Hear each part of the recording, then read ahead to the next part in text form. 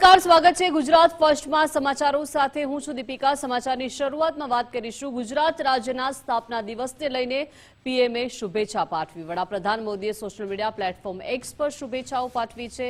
જણાવ્યું છે કે રાજ્યના તમામ નાગરિકોને હાર્દિક શુભેચ્છા। ગુજરાતના સમૃદ્ધ ઇતિહાસ, ઉમંગના ઉત્સવનું પ્રતીક, ઉદ્યોગ સાહસિકતા માટે ગુજરાતીઓની વિશ્વભરમાં ઓળખ, દેશના આર્થિક, સામાજિક, સાંસ્કૃતિક વિકાસમાં યોગદાન, ગુજરાત પ્રગતિના નવા શિખરો સર કરે તેવી અંતઃકરણપૂર્વક અભ્યર્થના।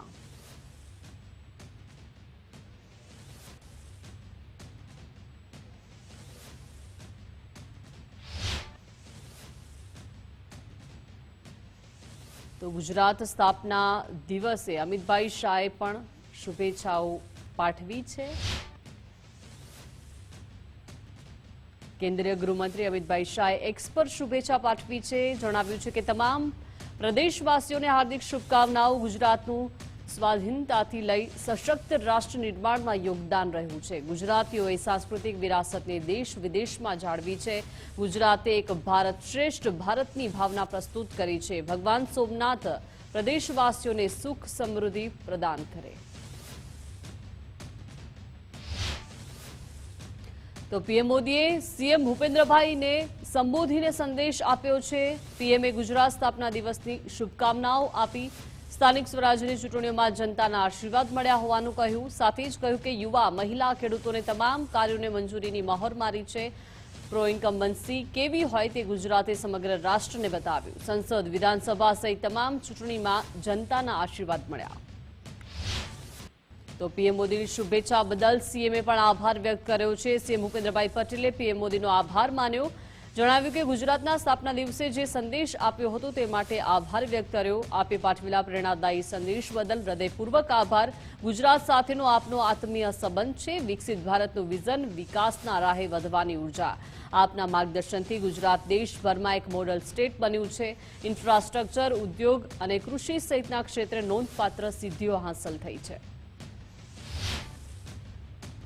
તો ગુજરાત સ્થાપના દિવસે સીએમએ શુભેચ્છા આપી છે। ભૂપેન્દ્રભાઈ પટેલે એક્સ પર શુભકામનાઓ પાઠવી। જણાવ્યું કે પૂજ્ય ગાંધી, સરદાર સહિતના ઋણ સ્વીકારનો અવસર છે। ગૌરવશાળી ગુજરાતની અસ્મિતા, સમૃદ્ધિના ઉત્સવનો આ દિવસ। ગુજરાતે હંમેશા વિશ્વને શાંતિ અને પ્રગતિનો રાહ ચીંધ્યો। ગુજરાતીઓના પુરુષાર્થથી સેવા, સુરક્ષા અને સુશાસન, વિકસિત ગુજરાતથી વિકસિત ભારતના સંકલ્પને સાકાર કરીએ। તો નાયબ મુખ્યમંત્રી હર્ષભાઈ સંઘવીએ પણ ગુજરાત રાજ્યના સ્થાપના દિવસે શુભેચ્છાઓ પાઠવી છે। જણાવ્યું છે કે ગુજરાત મારી જન્મભૂમિ, ગુજરાત મારી અસ્મિતા, ગુજરાત મારું ગૌરવ, ગુજરાત મારું સર્વસ્વ, ધન્ય ધરા ગુજરાત મારી માતૃભૂમિ છે, તેનું ફાટ ફાટ ગૌરવ। વિશ્વભરમાં વસતા ગુજરાતીઓને સ્થાપના દિવસની શુભેચ્છાઓ છે। મારી આ ગુર્જરી ભૂમિને શત શત વંદન। હર્ષભાઈ સંઘવી એક્સ પર વિડીયો થકી આ શુભેચ્છાઓ પાઠવી છે।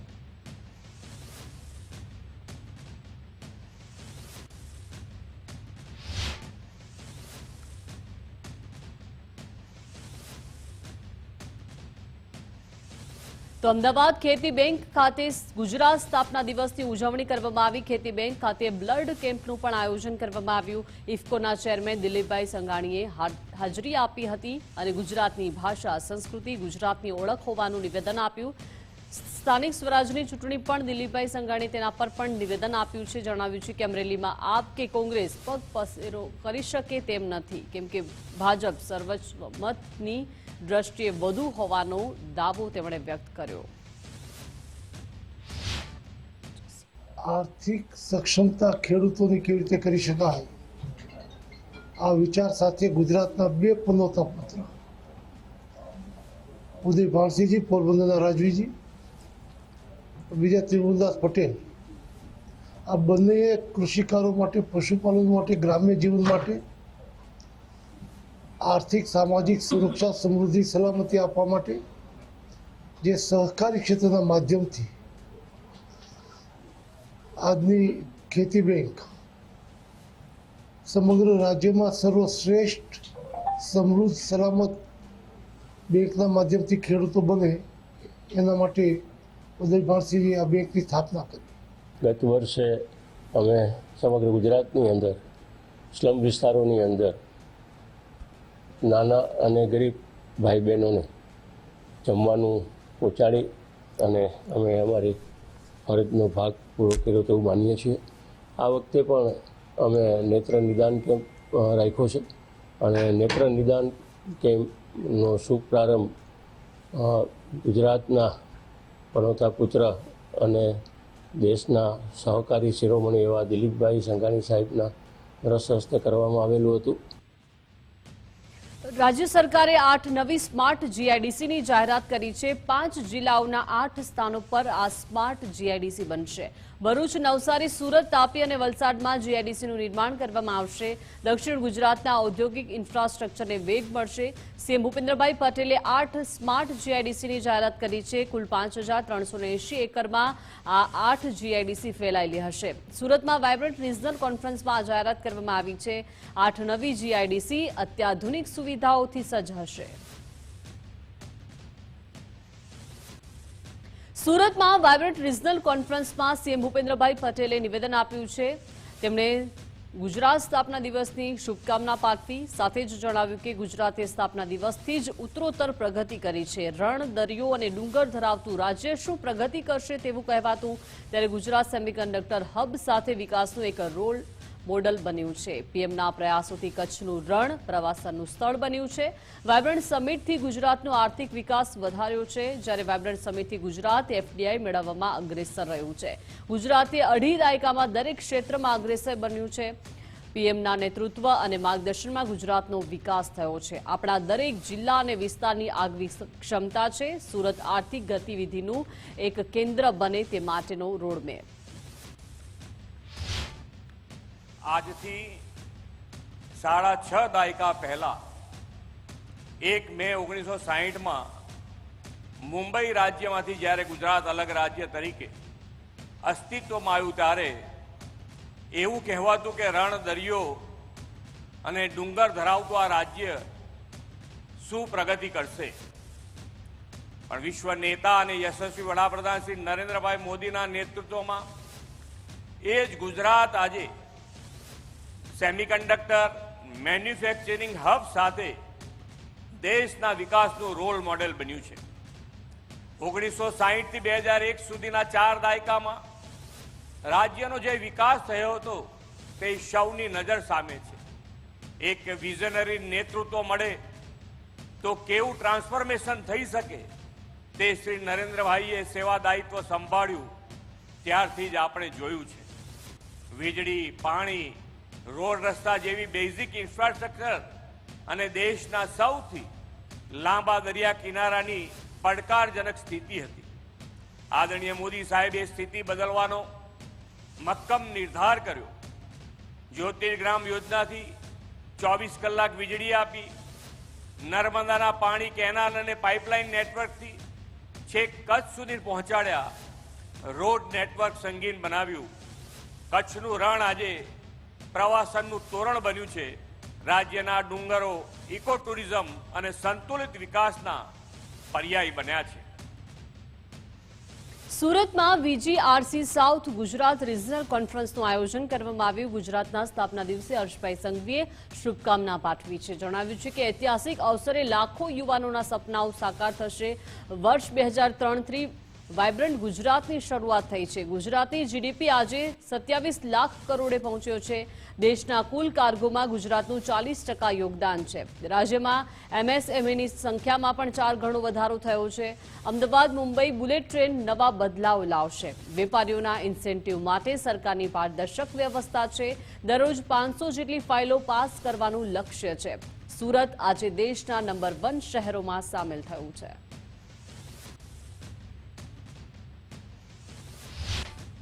आज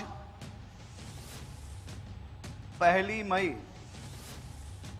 यानी गुजरात स्थापना दिन, और ये गुजरात स्थापना दिन के अवसर पे वाइब्रेंट गुजरात रीजनल कॉन्फ्रेंस में आज सूरत को एक नई ऊर्जा मिलने वाली है. और ये सूरत के नई ऊर्जा देने के लिए पधारे हुए सभी लोगों का भी मैं सूरत के लोगों की ओर से भी स्वागत करता हूं. गुजरात स्थापना दिन की आप सभी लोगों को बहुत बहुत शुभकामनाएं.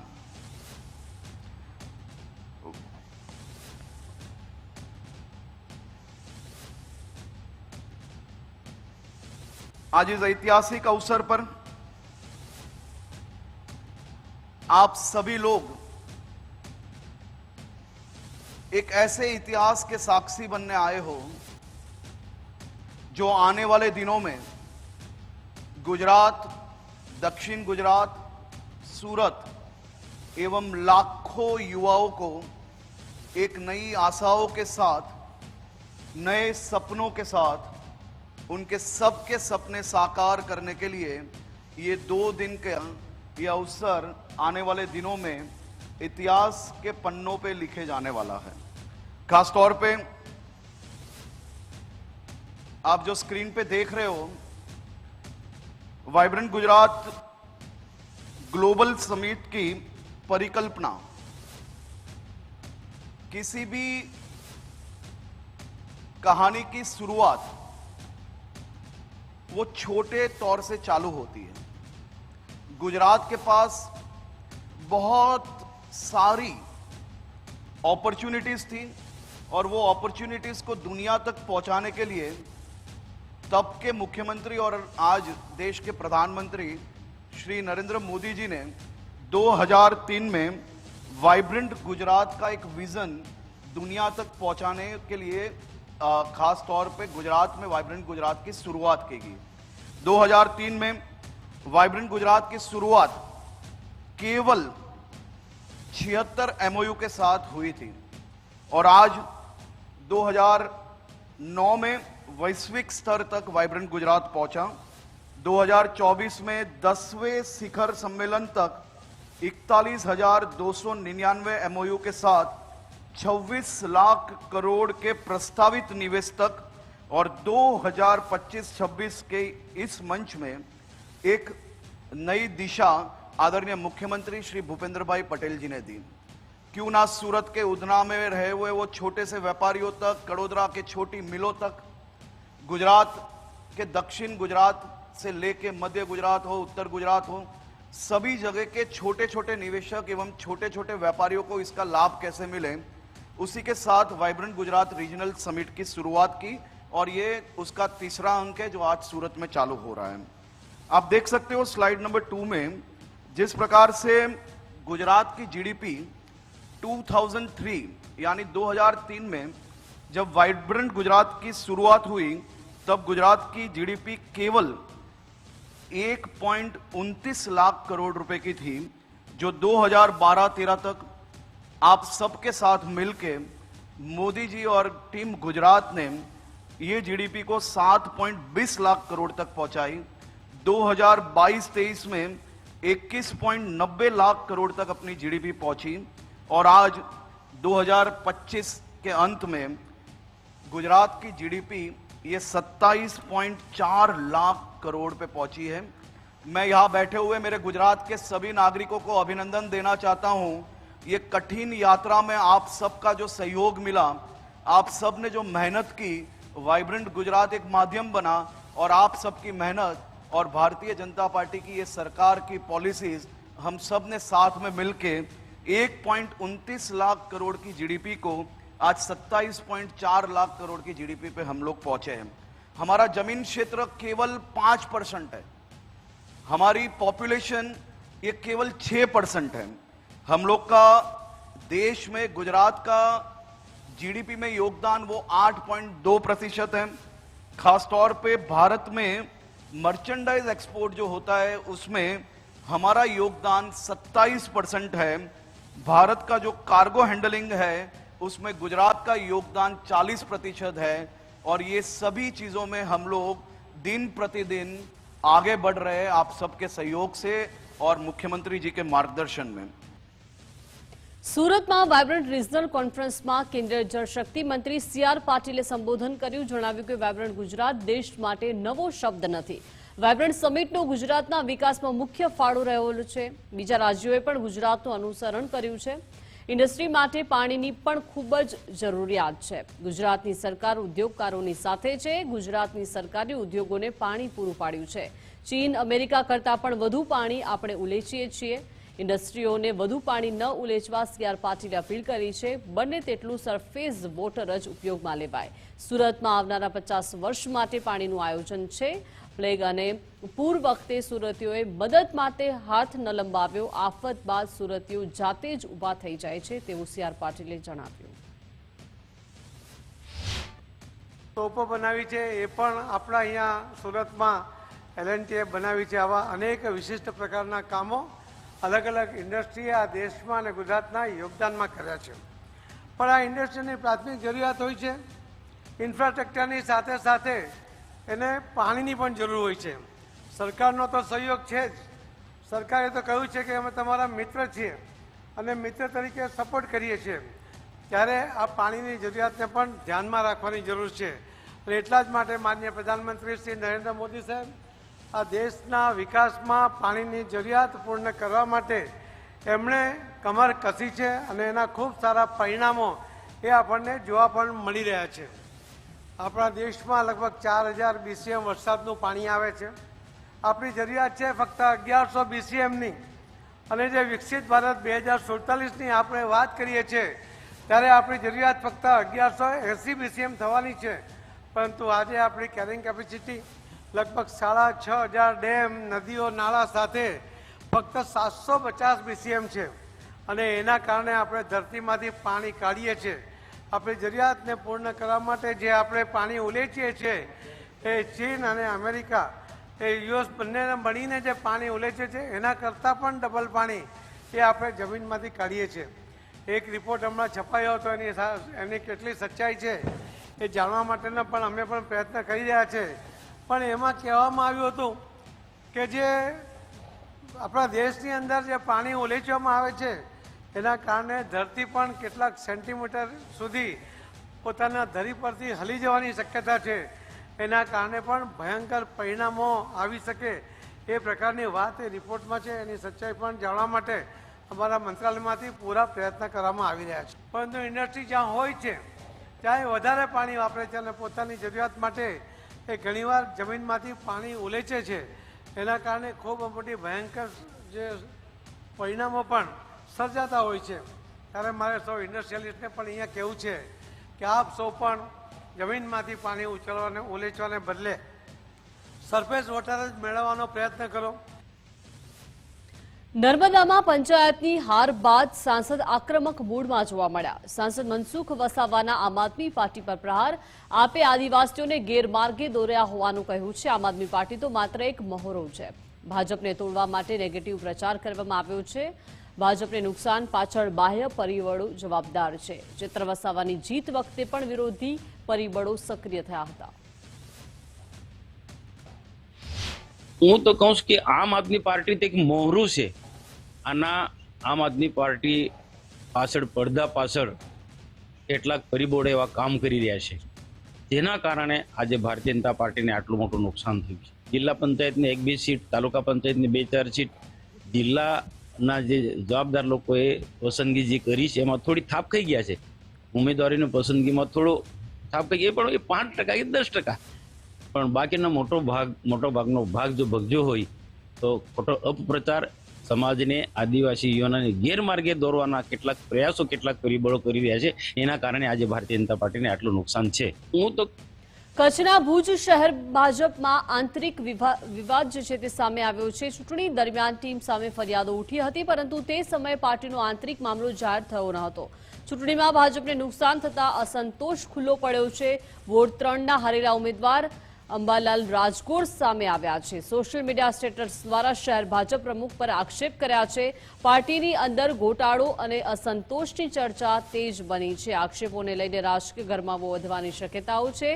આગામી સમયમાં પાર્ટી અંદર ખળભળાટ સર્જાય તેવી શક્યતા છે.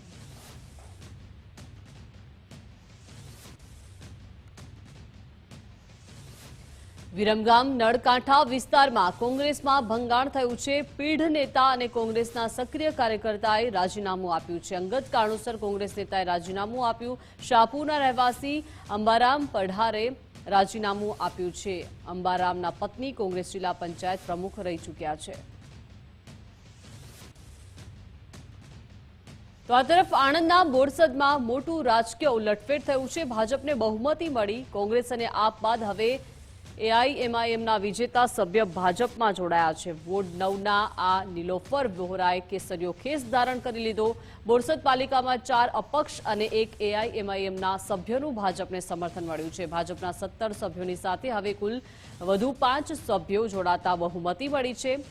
શુક્રાના બાનુ, શોકત ખાન અને લિયાકત અલી ભાજપમાં સામેલ થયા છે, તો અહેબાઝ વોરા અને નિલોફર વોરાએ ભાજપને બિનશરતી ટેકો આપ્યો છે. અપક્ષો અને એઆઈએમઆઈએમના ટેકાથી બોરસદ પાલિકા પર હવે ભાજપનું શાસન થયું છે.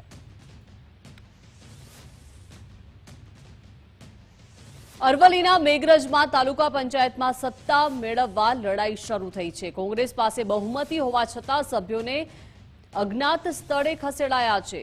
જોડતોડની રાજનીતિથી બચવા 11 સભ્યોને અન્ય રાજ્યોમાં મોકલાયા. ભાજપ પાસે 10 બેઠક હોવાથી કોંગ્રેસમાં ફફડાટ જોવા મળ્યો. કોંગ્રેસના ચૂંટાયેલા સભ્યોના મોબાઈલ ફોન પણ જપ્ત કરી લેવાયા છે. પ્રમુખ ઉપપ્રમુખની ચૂંટણી સુધી સભ્યોને ગુપ્ત સ્થળે રાખવામાં આવશે.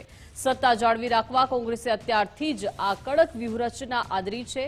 અરવલ્લીના રાજકારણમાં પક્ષ પલટાની બીકે નેતાઓ વધુ સતર્ક બન્યા છે. બોટાદમાં જિલ્લા કોંગ્રેસ પ્રમુખના રાજીનામાથી ખળભળાટ મચ્યો છે. પ્રવક્તા સિકંદર જોકિયાએ રાજીનામું આપ્યું અને તે મામલે નિવેદન પણ આપ્યું છે. ચૂંટણીમાં નબળા પરિણામ આવતા પ્રમુખે જવાબદારી સ્વીકારી છે. હિંમતભાઈ કટારિયાએ નૈતિકતાના ધોરણે રાજીનામું આપ્યું છે. પ્રમુખનું રાજીનામું દુઃખદ હોવાનું પ્રવક્તાએ જણાવ્યું. હિંમતભાઈ નિષ્ઠાવાન અને પ્રામાણિક હોવાથી અપીલ કરાઈ છે. જિલ્લા પ્રવક્તાએ પ્રમુખને રાજીનામું પાછું ખેંચવા માટે કહ્યું. પ્રદેશ સમિતિ રાજીનામું ન સ્વીકારે તેવી પણ અપીલ કરવામાં આવી. બોટાદ કોંગ્રેસમાં આંતરિક ખેંચતાણ વચ્ચે ભાવુક અપીલ કરવામાં આવી. મીડિયા અને મોબાઈલના માધ્યમથી અમને જાણ થઈ કે બોટાદ જિલ્લા કોંગ્રેસના પ્રમુખ શ્રી આદરણીય હિંમતભાઈ કટારિયા સાહેબે પોતાની નૈતિક જવાબદારી સ્વીકારી અને જે બોટાદ જિલ્લામાં સ્થાનિક સ્વરાજ્યની ચૂંટણીમાં જે નબળું પ્રદર્શન થયું જે તેમને લાગી આવતા તેમને તેમની નૈતિક જવાબદારી સ્વીકારી અને રાજીનામું આપ્યું છે. ખરેખર આ સાંભળી ખૂબ જ દુઃખ થયું છે. કારણ કે ઘણા સમય પછી અમને આવા જિલ્લા પ્રમુખ મળ્યા હતા જે અમે ઘણા સમયથી કોંગ્રેસ પાર્ટીમાં છીએ. અમે કોઈ કોંગ્રેસનું કાર્યાલય જોયું નહોતું, પણ જેવા હિંમતભાઈ કટારિયા સાહેબ જિલ્લા પ્રમુખ થયા તેને અમને બોટાદની અંદર ભવ્ય જિલ્લા કોંગ્રેસ કાર્યાલય બનાવી આપી. તાલાલામાં સત્તાના જંગ વચ્ચે આપના સભ્યોએ સોગંદ ખાધા છે. પક્ષ પલટો ન કરવા સભ્યો ઈષ્ટદેવના શપથ લીધા. ઈષ્ટદેવના શપથ લેતો વિડીયો સોશિયલ મીડિયા પર વાયરલ થયો છે. 18 બેઠકોની તાલુકા પંચાયતના ત્રિપાંખીયો જંગ જામ્યો છે. ત્યારે ભાજપ પાસે 9 અને આપ પાસે 7, જ્યારે કોંગ્રેસ પાસે 2 બેઠક છે. બહુમતી માટે સભ્યોની તોડજોડ થવાની બીકે આ નિર્ણય લેવામાં આવ્યો.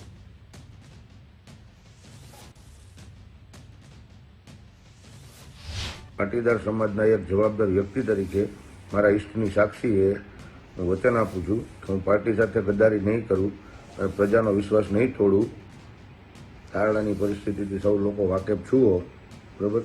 એટલે કોઈ પણ લોકોએ કોઈ પણ વાતમાં કે કોઈ પણ ભ્રમમાં આવવાની જરૂર નથી. અમે બધા એક જ છીએ અને એક જ રહેવાના. બોટાદ જિલ્લા પંચાયતની ગુંદાળા બેઠક પર 23 વર્ષીય યુવતીનો વિજય થયો છે. ભાજપના શિક્ષિત ઉમેદવાર કૃષ્ણાબા ગોહિલે ઇતિહાસ રચ્યો. કૃષ્ણાબા ગોહિલે સૌથી નાની વયના જિલ્લા પંચાયતના સભ્ય બન્યા છે. માસ્ટર ડિગ્રીનો અભ્યાસ કરતા કૃષ્ણાબાએ અનુભવી ઉમેદવારને મહાત આપી છે. કૃષ્ણાબા ધોમધખતા તાપમાં મતદારોનો આભાર માનવા માટે ઘરે ઘરે પહોંચ્યા. કૃષ્ણાબા ગોહિલે શરૂ કર્યો ડોર ટુ ડોર આભાર સંપર્ક. રોડ, રસ્તા અને પાણીના પ્રશ્નો ઉકેલવા માટે કૃષ્ણાબા કટિબદ્ધ જોવા મળી રહ્યા છે. કૃષ્ણાબાની જનસેવાની ભાવનાએ સમગ્ર જિલ્લામાં ચર્ચા જગાવી છે.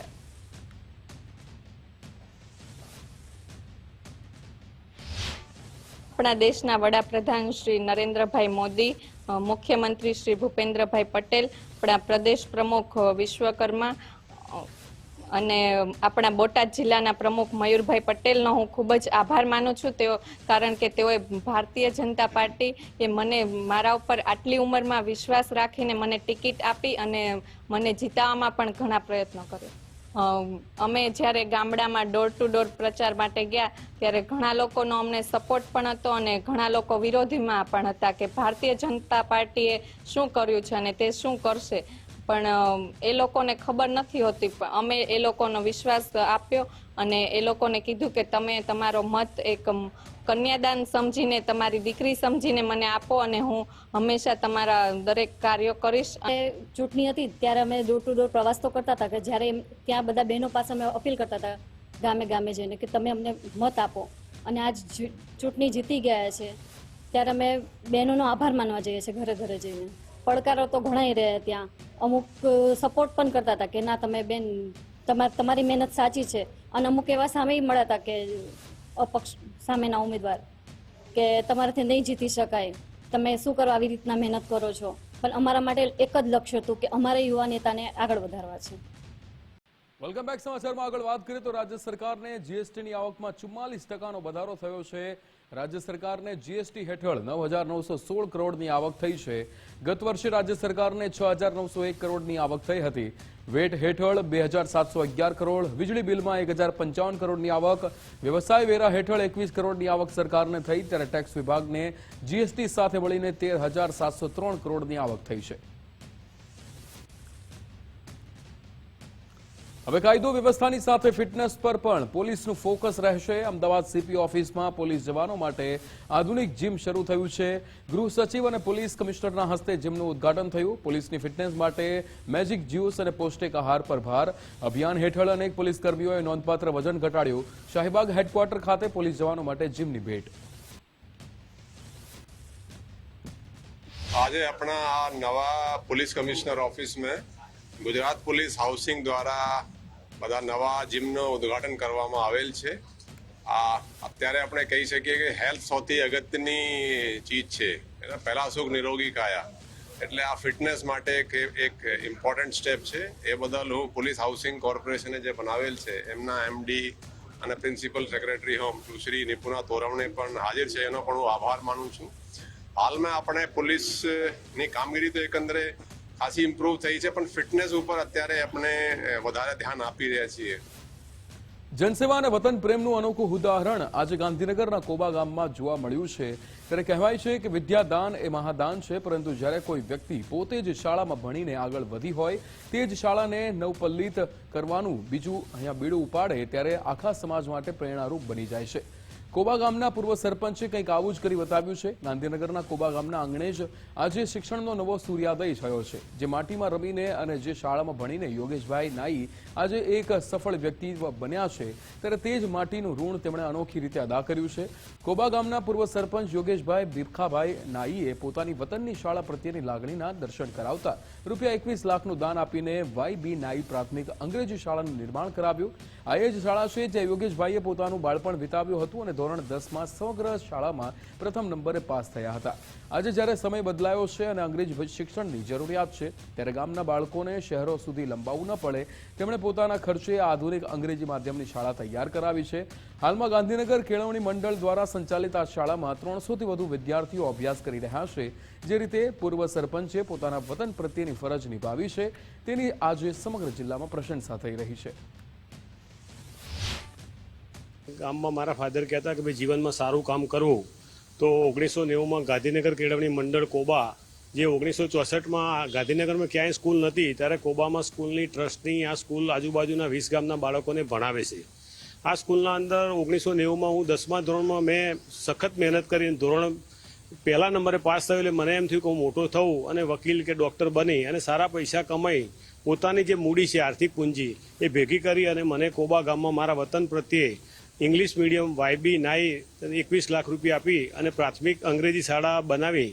મને એટલો આનંદ અને ગૌરવ છે કે શિક્ષણથી સમાજનું, ગામનું, પોતાના પરિવારનું આખું એનો વિકાસ, પ્રગતિ થાય છે.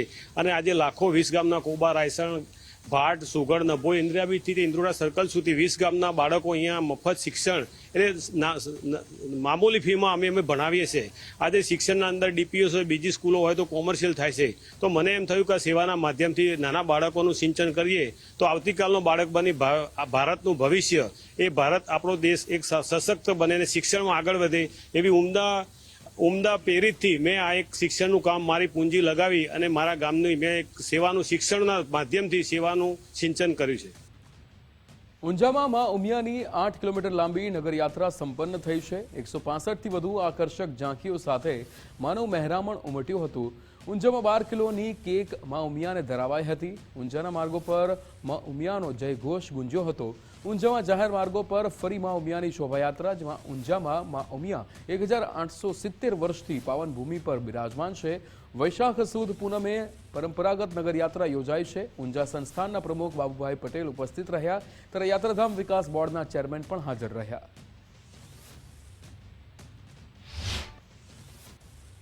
કડવા પાટીદારોની કુળદેવી મા ઉમિયાની નગરયાત્રાના પ્રસ્થાન પ્રસંગે ઉમિયા માતાજીના પરિસરમાં આપણા ગુજરાતના ભૂતપૂર્વ મંત્રી માનનીય શ્રી ભૂપેન્દ્રભાઈ ચુડાસમા, ઉમિયા માતા સંસ્થાનના પ્રમુખ બાબુભાઈ પટેલ, સંસદ હરિભાઈ પટેલ, આપણા ઉમિયા માતાના માનદ મંત્રી જયંતિભાઈ, યાત્રાધામ વિકાસ બોર્ડના ચેરમેન રમેશભાઈ અને સંસ્થાના સૌ હોદ્દેદારો એ આ પ્રસંગે ઉત્સાહભેર ભાગ લીધો. કચ્છના અંજારમાં ગૌ માતા સન્માન અભિયાનનો કાર્યક્રમ યોજાયો. ગૌ માતાને રાષ્ટ્રમાતાનો દરજ્જો આપવાની માંગ ઉઠશે, ત્યારે 7 મેના સવારે 10 વાગે રામધૂન સાથે શાંતિપૂર્ણ રેલી યોજાશે. રેલી બાદ મામલતદારને પ્રાર્થના પત્ર પણ આપવામાં આવશે. મહંત ત્રિકમદાસજી મહારાજ દ્વારા માહિતી આપવામાં આવી છે. સંતો, મહંતો અને ગૌ સેવકો મોટી સંખ્યામાં જોડાશે. ગૌરક્ષકો અને સંસ્કૃતિ અંગે જનજાગૃતિ પર ભાર મુકાશે. સમાજના આગેવાનો દ્વારા સમર્થન અપાશે. લોકોને મોટી સંખ્યામાં જોડાવા અપીલ કરવામાં આવી.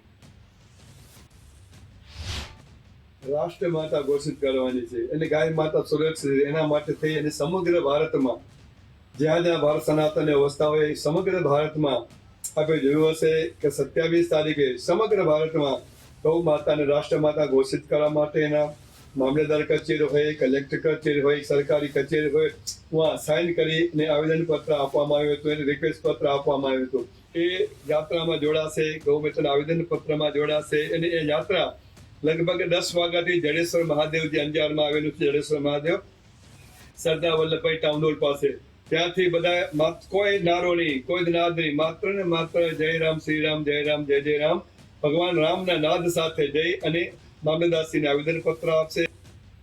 અમદાવાદમાં ધ્વનિ પ્રદૂષણ મુદ્દે ગુજરાત હાઈકોર્ટની લાલ આંખ. ધ્વનિ પ્રદૂષણ રોકવા આકરા પગલાં નહીં લો તો કાર્યવાહી થશે. રાત્રે 10 થી સવારના 6 સુધી પ્રદૂષણ રોકવાની પોલીસની જવાબદારી. નિયમ ભંગ બદલ પીસીઆર ઇન્ચાર્જ અને પોલીસ અધિકારી જવાબદાર રહેશે. જીપીસીબી દ્વારા જાહેર કરાયેલા નિયમોનું પાલન થવું અત્યંત જરૂરી. તપાસ વિના ડીજે અને લાઉડસ્પીકરની મંજૂરી આપતા અધિકારીઓ. ત્યારે સુપ્રીમની 20 વર્ષ જૂની ગાઈડલાઈન છતાં ગુજરાતમાં સમસ્યા યથાવત. સરકારની 2019 થી 2025ની માર્ગદર્શિકાઓ માત્ર કાગળ પર જ રહી તેવું નિવેદન હાઈકોર્ટે આપ્યું.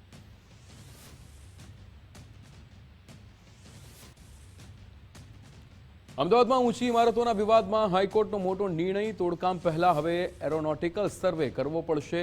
મંજૂરી કરતાં વધુ ઊંચાઈ હોવાનું કલેક્ટરના ધ્યાને આવ્યું છે. વધારે ઊંચાઈ ધરાવતી ઇમારતો વિમાન માટે જોખમી છે. એએમસી દ્વારા વિવાદિત બિલ્ડિંગોનું બાંધકામ અટકાવવાના આદેશ મળ્યા છે. હંસપુરા અને નરોડામાં હાઇટ સર્ટિફિકેટ લેવું અનિવાર્ય બન્યું છે. નિયમ ભંગ બદલ અનેક બિલ્ડિંગોને બીયુ અટકાવાઈ છે. ત્યારે એરપોર્ટની 20 કિલોમીટર ત્રિજ્યામાં હવે નવા નિયમો મળશે. બાંધકામ પૂર્વે એરપોર્ટની મંજૂરી લેવી હવે ફરજિયાત.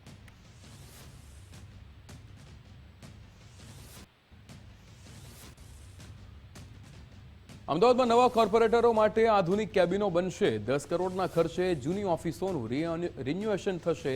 ત્યારે કોંગ્રેસ પક્ષના કાર્યાલયનું પણ હવે વિસ્તૃતીકરણ કરવામાં આવશે, જેમાં નવા હાઈટેક એસી લગાવવાની કામગીરી પૂરજોશમાં શરૂ થઈ. ત્યારે કામગીરી દરમિયાન હોદ્દેદારોને બેસાડવા અંગે મોટો પ્રશ્ન છે. ચૂંટણી બાદ હોદ્દેદારો માટે નવી ઓફિસો તૈયાર થશે.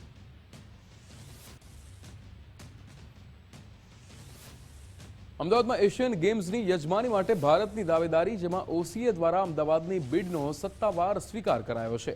જાપાનમાં યોજાનારી આગામી બેઠકમાં અંતિમ નિર્ણય લેવાશે. વર્ષ 2038માં એશિયન ગેમ્સ અમદાવાદમાં રમાઈ શકે છે.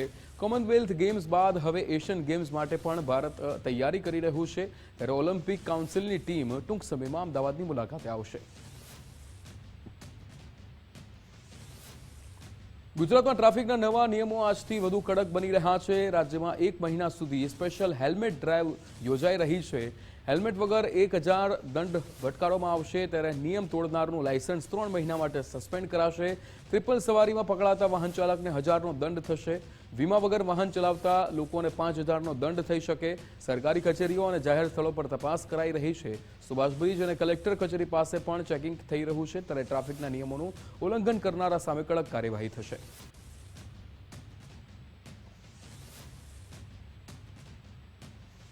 કોમર્શિયલ ગેસના ભાવમાં વધારા સામે કોંગ્રેસના પ્રહાર. તેમણે અહીંયા કોંગ્રેસ દ્વારા નિવેદન આપવામાં આવ્યું કે જાન્યુઆરીથી અત્યાર સુધીમાં સતત 7મી વાર ભાવ વધ્યો છે. નવો ગેસ સિલિન્ડર હવે 3100 રૂપિયાની સપાટીએ પહોંચશે.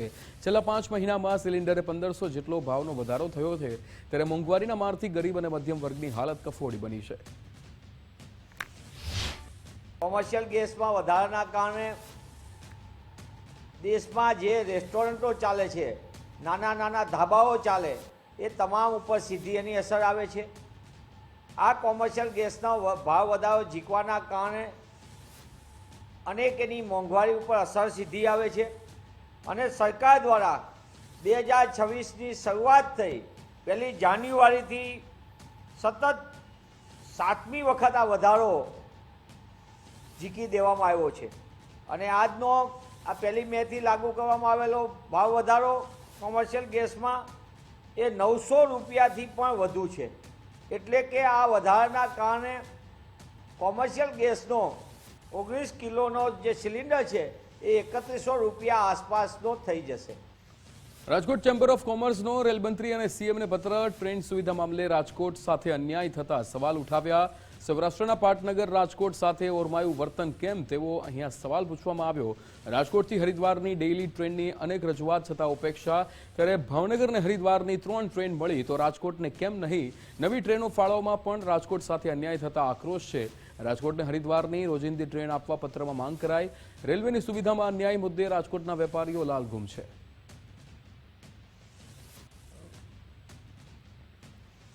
અમરેલીમાં ગીર જંગલના ખજૂરી નેસમાં ડાયરાનું આયોજન થયું. મંજૂરી વગર સંસ્કૃતિ દર્શનની પત્રિકા વાયરલ થતા વિવાદ થયો. પ્રતિબંધિત વિસ્તારમાં રાત્રિ રોકાણ અને ડાયરાનું આયોજન થયું છે. વન વિભાગ હરકતમાં આવ્યું. આયોજકોને ખુલાસો પૂછવા નોટિસ અપાઈ. ત્યારે જળક્રાંતિ ટ્રસ્ટ દ્વારા કાર્યક્રમ યોજાયાનો ઉલ્લેખ છે. નેતાઓ અને કલાકારોની હાજરીની પત્રિકામાં જાહેરાત કરાઈ. વન્યજીવોના રહેઠાણ વિસ્તારમાં નીતિ નિયમોના ઉલાળ્યા થયા. ત્યારે ડીસીએફ વિકાસ યાદવે આ મામલે તપાસના આદેશ આપ્યા. અભયારણ્યની અંદર ખાનગી કાર્યક્રમ થતા અનેક સવાલો ઉઠ્યા. પાટણમાં HNGU ઉત્તર વહીકાંડમાં સુપ્રીમ કોર્ટનો મોટો આદેશ. આરોપી કનુ ચૌધરીને તાત્કાલિક અહીંયા સરેન્ડર કરવા કોર્ટનો હુકમ છે. કોર્ટે 30 એપ્રિલ સુધીમાં શરણાગતિ સ્વીકારવાનો આદેશ આપ્યો. સુપ્રીમ કોર્ટના કડક વલણ બાદ આરોપી પોલીસ સમક્ષ હાજર થયો. ત્યારે અંતિમ દિવસે આરોપી કનુ ચૌધરીએ પોલીસ મથકે સરેન્ડર કર્યું. પાટણ બી ડિવિઝન પોલીસે અહીંયા આત્મસમર્પણની પ્રક્રિયા શરૂ કરી હતી. MBBS કાંડ બાદ જે રીતે આખરે પોલીસની આ મોટી કાર્યવાહી શરૂ થઈ છે. વિદ્યાર્થીઓના ભવિષ્ય સાથે ચેડા કરનાર આરોપીની મુશ્કેલી વધી છે. સમગ્ર શિક્ષણ જગતમાં આ મોટા એક્શનથી ખળભળાટ મચ્યો. મુખ્ય આરોપીને બચાવવા માટે હેમચંદ્રાચાર્ય ઉત્તર ગુજરાત યુનિવર્સિટીના જે કુલ સચિવ છે રોહિત દેસાઈ, એમને ઈરાદાપૂર્વક જે ફરિયાદ આપી એની અંદર પ્રથમ નંબરના આરોપીનું નામ કાઢી નાખ્યું હતું. જે આરોપીને જે બાકીના આરોપીઓ હતા એ હાઈકોર્ટની અંદર ગયા. હાઈકોર્ટે એમને કોઈ રાહત ના આપી. સુપ્રીમની અંદર ગયા અને સુપ્રીમે કહ્યું કે 15 દિવસમાં તમારે હાજર થવું, નહીતર જો 15 દિવસમાં હાજર નહીં થાવ તો જ્યાં સુધી ચાર્જશીટ ના થાય ત્યાં સુધી તમને છોડવામાં નહીં આવે, તમારે કસ્ટડીમાં રહેવું પડશે. એટલે ડરના માર્યા સુપ્રીમ કોર્ટના આદેશનું ઉલ્લંઘન ના થાય એના માટે આ જે કનુભાઈ ચૌધરી હાજર થયા છે. શાળા પ્રવેશોત્સવને લઈને એક્શન મોડમાં સરકાર છે. ત્યારે DEO અને DPEOને કડક આદેશ આપવામાં આવ્યો છે.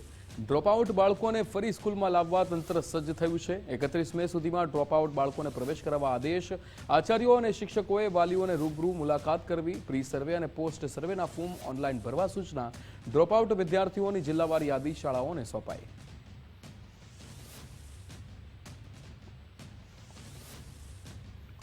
અમદાવાદમાં 7th ડે સ્કૂલ સહિત 11 શાળાઓનું પરિણામ અટવાયું છે. ICSE બોર્ડ દ્વારા ટેકનિકલ કારણોસર પરિણામ જાહેર ન કરાયું. પરિણામ અટવાતા વાલીઓ અને વિદ્યાર્થીઓ મૂંઝવણમાં મુકાયા છે. 7th ડે સ્કૂલના 1200 જેટલા વિદ્યાર્થીઓનું રિઝલ્ટ બાકી છે. શાળા સંચાલકો બોર્ડ સાથે સતત સંકલનમાં આજના દિવસમાં જ પરિણામ જાહેર થાય તેવી પ્રબળ આશા. ટેકનિકલ ખામી દૂર કરી વહેલી તકે રિઝલ્ટ અપાશે તેવું નિવેદન આચાર્યએ આપ્યું હતું. ત્યારે ગઈકાલે જાહેર થયેલા પરિણામમાં આ શાળાઓનું લિસ્ટ બાકી છે. વિદ્યાર્થીઓના ભાવિને લઈને શાળા તંત્રએ ખાતરી આપી. थोड़ा टेक्निकल प्रॉब्लम है. मैं ऑलरेडी ICSE काउंसिल को कांटेक्ट किया, वो हमको एश्योरेंस दिया आज आएगा. कितने स्टूडेंट्स है? We have around 1200 students for ICSE and ISC. अच्छा सर, स्टूडेंट्स और पेरेंट्स पैनिक है तो क्या उनको मैसेज देना चाहोगे कब तक उनको रिजल्ट मिल वी पाएगा? Also feel sorry. ओके, हमको भी बुरा लगा. I know parents will have the tension. मैं पेरेंट्स को रिक्वेस्ट करता हूँ, थोड़ा कोऑपरेट करो, आज जरूर आएगा. ગાંધીનગરમાં પડતર પ્રશ્નો મુદ્દે આંગણવાડીની બહેનો એકઠી થઈ હતી. અખિલ ગુજરાત આંગણવાડી કર્મચારી સંઘની બેઠક યોજાઈ હતી. મુખ્ય માંગણીઓમાં પગાર વધારો અને વેકેશનનો મુદ્દો, મોબાઈલની કામગીરી ઓફલાઈન કરવાની બહેનોની ઉગ્ર માંગ, સરકાર દ્વારા અપાતી ઇન્ટરનેટ સુવિધા અપૂરતી હોવાની રજૂઆત. આજની બેઠકમાં આંદોલનની આગાહી, આગામી રણનીતિ નક્કી કરાશે. ત્યારે માંગણીઓ નહીં સંતોષ થાય તો ઉગ્ર આંદોલનની ચીમકી ઉચ્ચારી. અમારી ઘણી બધી માંગો છે. 2000 લાસ્ટમાં છેલ્લે 2022માં પગાર વધારો થયો હતો, એ પછી તો એક પણ પગાર વધારો પણ થયો નથી. અને અમારી ઘણી બધી માંગ છે જે એ માંગ પૂરી થતી જ નથી. વારંવાર સરકારશ્રીને રજૂઆત કરવા છતાંય કોઈ પણ માંગ અમારી પૂરી થતી નથી અને અમારા પ્રશ્નો સાંભળતા નથી. અમારી માંગ એટલી છે કે જે અત્યારે અમે પહેલા માંગ કરી હતી, 17 જેટલી માંગ છે અમારી, પણ અમે સૌપ્રથમ મોબાઈલની માંગ કરી હતી, પગાર વધારાની માંગ કરી હતી. એમાંથી અમારી એક માંગ એ લોકોએ સ્વીકારી છે, જે મોબાઈલ અમને આપ્યા છે, પણ મોબાઈલ અમને 5G આપ્યા છે. એટલે એકાદું કામ કરીએ એમાં તો એ 5G નેટવર્ક પૂરું થઈ જાય છે. અને પહેલી વાત કે અમુક એપ તો એમાં ખુલતી જ નથી. બીજી માંગે છે કે જે ઓનલાઈન અને ઓફલાઈન કામગીરી છે એમાંથી એક જ કામગીરી રાખે, કાં ઓનલાઈન રાખે કાં ઓફલાઈન રાખે. અને જો ઓફલાઈન રાખે તો અમને પૂરતા રજીસ્ટરો પૂરા પાડે. બીજું કે અમારા જે ફળના બિલો છે, જે અમારા પોષણના બિલો છે, એ બિલોમાં વધારો કરે. કારણ કે બિલોમાં અત્યારે 5 રૂપિયા ને 10 પૈસા જ છે. તો એ પ્રમાણે અમને પોસાતું નથી. કારણ કે એક બાળક દીઠ અત્યારે આ મોંઘવારીમાં 5 રૂપિયાનું શું આવે? લોકશાહી દેશ છે, શ્રમિકોને પોતાનો અવાજ રજૂ કરવાનો હક છે અને કાયમ રહેશે. અને જો એ લોકો શાંતિથી અમારી વાત નહીં સાંભળે તો આંદોલનાત્મક માર્ગે પણ અમારી વાત ત્યાં પહોંચશે જ અને એ પહોંચાડીને જ રહીશું. દુઃખની વાત એ છે કે સરકારની કોઈ પણ યોજના હોય, જો એનું ઇમ્પ્લિમેન્ટેશન કરાવવું હોય, ગ્રાસરૂટ વર્ક કરાવવું હોય, તો માત્ર આ 10,055માં કામ કરતી ગ્રાસરૂટ વર્કર આંગણવાડી કાર્યકર તેડાગર છે. પણ જ્યારે આપવાની વાત થાય ત્યારે નેતાઓ, અભિનેતાઓ એમને આપવાની વાત થાય, આ લોકોને ક્યાંય કન્સિડર મીન્સ કોઈ જગ્યાએ માન્યતા જ નથી. પંચમહાલમાં શિક્ષણ વિભાગમાં 3.25 કરોડનું કૌભાંડ, જેમાં ખરીદી વગર જ એજન્સીઓને નાણાં ચૂકવવાનું ષડયંત્ર સામે આવ્યું.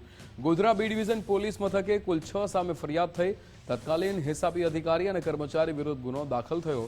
4 એજન્સીના સંચાલકો સામે ફરિયાદ નોંધાઈ. કુલ 2.79 કરોડની સરકારી ગ્રાન્ટની મસમોટી ઉચાપતની ફરિયાદ છે. બનાવટી બિલો બનાવી સરકારી નાણાં બારોબાર વટાવ્યા. વર્ક ઓર્ડર વગર જ નાણાંની ચૂકવણી કરાઈ. તપાસમાં શાળાઓ સુધી સામાન પહોંચ્યો ન હોવાનો ખુલાસો થયો. હિસાબી અધિકારીએ સત્તાનો દુરુપયોગ કરી OTP મેળવ્યા. છૂટા થયા પછી પણ બેંકમાંથી નાણાં ટ્રાન્સફર કરાવ્યા. ત્યારે સાબરકાંઠા અને રાજકોટની એજન્સીઓના નામ ખુલ્યા છે. શિક્ષણ જગતમાં મસમોટા ભ્રષ્ટાચારથી ભારે ખળભળાટ મચ્યો છે. જિલ્લા કચેરીની અંદર ફરજ બજાવતા તત્કાલીન હિસાબી અધિકારી પૂજનભાઈ જોશી અને QEM OIC છે એ નીતિનભાઈ પટેલ, આ બંને કર્મચારી જે તે વખતે ફરજ બજાવતા હતા, એમના સમયગાળા દરમિયાન તેમણે બોગસ ખરીદી કરી, બનાવટી દસ્તાવેજ ઊભા કરી અને એમણે અને અન્ય એજન્સી જેના ખાતામાં નાણાકીય ટ્રાન્સફર કરી અને માત્ર કાગળ ઉપર ખરીદી કરી સરકારશ્રી પક્ષે 2 કરોડ અને 79 લાખ જેટલી માતબાર રકમનું આર્થિક નુકસાન પહોંચાડ્યું છે. આ નાણાકીય ઉચાપતની આજરોજ FIR નોંધવામાં આવી છે. આ બાબતે હવે પોલીસ વિભાગ છે એ આગળની કાર્યવાહી હાથ ધરશે. શ્રી સમગ્ર શિક્ષાની કચેરીમાં ફરજ બજાવતા પૂજનભાઈ જોશી તથા નીતિનભાઈ પટેલ તેઓએ જે તે સમયે સરકારી ધારાધોરણ મુજબની ખરીદી પ્રક્રિયાને ફોલો નહીં કરીને અને એ અંગેનો રેકોર્ડ કચેરીમાં નહીં નિભાવી તથા વિવિધ એજન્સીઓ સાથે જેમ જે એજન્સીસના નામ બોલીશ, JS computer Godhra, Shriram enterprise Rajkot, Vedika enterprise Rajkot, Akshar safety products Rajkot, આ તમામ એજન્સીઓ સાથે મેળાપીપણું કરીને અને આ તમામ જે એજન્સીઓ છે એમણે જે તે સાધનો છે એ નહીં પૂરા પાડીને અને સરકારશ્રીની ખરીદ નીતિનો ભંગ કરીને એકબીજા સાથે મદદગારી કરી અને ગંભીર બેદરકારી દાખવી અને એક ષડયંત્ર રચી અને ટોટલ રૂપિયા 2,79,59,816ની ઉચાપત કરીને એક ગુનો આચરેલ છે,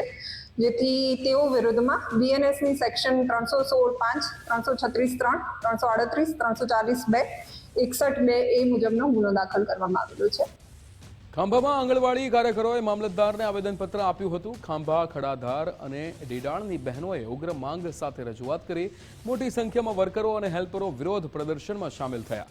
સગર્ભા અને બાળકોની કામગીરીનો ભાર વધતા રોષ છે, ત્યારે સરકારે આપેલા મોબાઈલ અને એપ્લિકેશન બંધ હોવાની પણ રજૂઆત થઈ. પર્સનલ ફોનથી કામ કરવાની ફરજ પડાતી હોવાના પણ આક્ષેપ થયા. ઓનલાઈન કામગીરીના દબાણ સામે બહેનોએ અવાજ ઉઠાવ્યો, ત્યારે પગાર વધારો ન થતા કર્મચારીઓમાં અસંતોષની લાગણી છે. હું ડેડાણ ગામમાં આંગણવાડી વર્કર કોડ નંબર 69માં છું અને અમારું શું કહેવાય કે મામલતદાર સાહેબને આપણે ખાંભા આવેદનપત્ર આપ્યું છે. અમારો મેઇન પ્રશ્ન એ છે કે અમારો પગાર વધારો થાય. અમારો પગાર વધારો જ્યાં સુધી નહીં થાય ત્યાં સુધી અમે છે ને હડતાલ ઉપર પણ જઈશું. દ્વારકામાં સતત બીજા દિવસે દબાણ બુલડોઝર ફરી વળ્યું છે, ત્યારે કોસ્ટલ એરિયામાં ધાર્મિક દબાણો હટાવવાની કામગીરી હાથ ધરાઈ છે. પોલીસના ચુસ્ત બંદોબસ્ત વચ્ચે તંત્રનું ઓપરેશન ડિમોલેશન, જેમાં દરિયા કિનારે ગેરકાયદેસર બાંધકામો પર તંત્રની કડક કાર્યવાહી. સરકારી જમીન પરના દબાણો તોડી પાડવાની પ્રક્રિયા ચાલુ, ત્યારે ગઈકાલે 3 ધાર્મિક સ્થળો પર બુલડોઝર ફેરવવામાં આવ્યો. યાત્રાધામ દ્વારકામાં દાદાનું બુલડોઝર આજ સતત બીજા દિવસે પણ ફરી રહ્યું છે. ખાસ કરીને જે વરવાળા ગામ છે ત્યાં દરિયાઈ વિસ્તાર છે, જે સેન્સિટિવ વિસ્તાર છે, ત્યાં એક ધાર્મિક જગ્યા છે, તેમનું હાલમાં દબાણ દૂર કરી દેવામાં આવી રહ્યું છે. આપ જોઈ શકો છો કે બિલકુલ જે આ સરકારી જમીન ઉપર ગેરકાયદેસર દબાણ હતું અને દરિયાને બરાબર અડીને જે છે આ દબાણ કરવામાં આવ્યું હતું. સરકારી તંત્ર દ્વારા હાલમાં ડિમોલેશન કરી દેવામાં આવ્યું છે. ચુસ્ત પોલીસ બંદોબસ્ત કહી શકાય કે અંદાજિત જે 500 મીટરના એરિયામાં જે પોલીસનો કાફલો છે તે કોર્ડન કરી અને જે આ સેન્સિટિવ જગ્યા છે તેમની દેખરેખ નીચે છે અને ચુસ્ત પોલીસ બંદોબસ્ત સાથે હાલમાં ડિમોલેશન થઈ રહ્યું છે. જે દરિયાઈ વિસ્તારમાં જે ધાર્મિક જગ્યા હતી, ગેરકાયદેસર સરકારી જમીન ઉપર જ્યાં દબાણ કરી દેવામાં આવ્યું હતું અને હાલમાં આજે બીજા દિવસે પણ સતત ડિમોલેશન ચાલુ છે.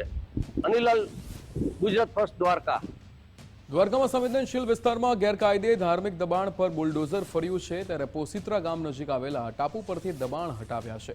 પોલીસના ચુસ્ત બંદોબસ્ત વચ્ચે ડિમોલેશનની કામગીરી હાથ ધરાઈ છે. ગેરકાયદે પ્રવૃત્તિઓ અટકાવવા તંત્ર દ્વારા કડક પગલાં લેવાયા છે. SDM અને DYSP દ્વારા સમગ્ર વિસ્તારમાં ફૂટ પેટ્રોલિંગ, જેમાં દ્વારકાથી 30 કિલોમીટર દૂર આવેલા દરિયાઈ પટ્ટી પર કાર્યવાહી થઈ. સરકારી જમીન પરના દબાણો દૂર કરી જમીન ખુલ્લી કરાઈ. ઉચ્ચ અધિકારીઓના કાફલાએ સ્થળ પર નિરીક્ષણ કર્યું હતું.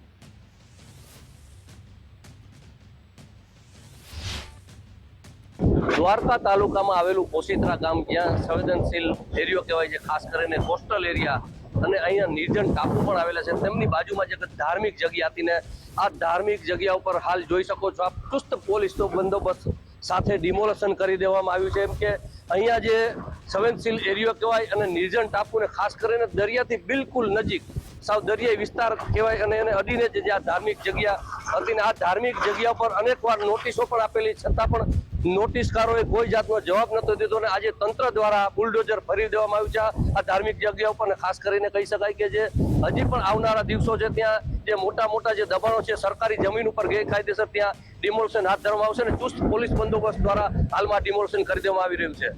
અનિલાલ, ગુજરાત ફર્સ્ટ, દ્વારકા. રાજકોટમાં મહાનગરપાલિકાના આરોગ્ય વિભાગ દ્વારા ચેકિંગ, પનીર સહિતની ડેરી પ્રોડક્ટમાં તપાસ હાથ ધરવામાં આવી.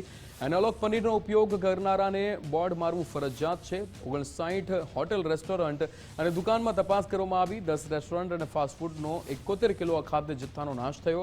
મસાલાની સિઝનમાં 38 જેટલા ધંધાર્થીઓના સેમ્પલ લેવાયા. મરચું, હળદર, ધાણા જીરું, રાઈ અને જીરુંના નમૂના લેવામાં આવ્યા.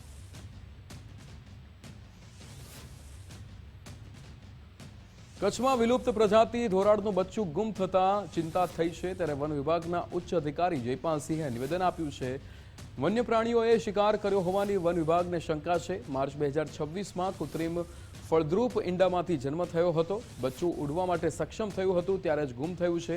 રાજસ્થાનથી ઈંડા લાવી પ્રજનનનો સફળ પ્રયાસ કરાયો હતો. વન વિભાગની ટીમ દ્વારા સતત મોનિટરિંગ કરાઈ રહ્યું હતું. ગુજરાતમાં ફરી અન્ય કેન્દ્રોથી નવા બચ્ચા લાવવામાં આવશે. ધોરાડની ઓછી સંખ્યા વચ્ચે બચ્ચું ગુમ થતા આઘાત છે. ભારત સરકારના સંકલનમાં અને વાઇલ્ડલાઇફ ઇન્સ્ટિટ્યૂટ ઓફ ઇન્ડિયાના સંકલનમાં એના પ્રજનન માટેના પ્રયાસ અમે કરી રહ્યા છીએ. અને એ પ્રયાસના ભાગરૂપે રાજસ્થાનમાંથી ઈંડા લાવીને અને પછી એને સ્વેપ કરી અને નવા બચ્ચાનો જન્મ થયેલ, અને એ જ નવું બચ્ચું જે હતું એ ઉડાન એટલે ફ્લાઇટ સુધીની પરિસ્થિતિમાં આવી ગયા હતા. અને અત્યારે અમુક દિવસોથી એ અત્યારે દેખાઈ નહીં રહેલ.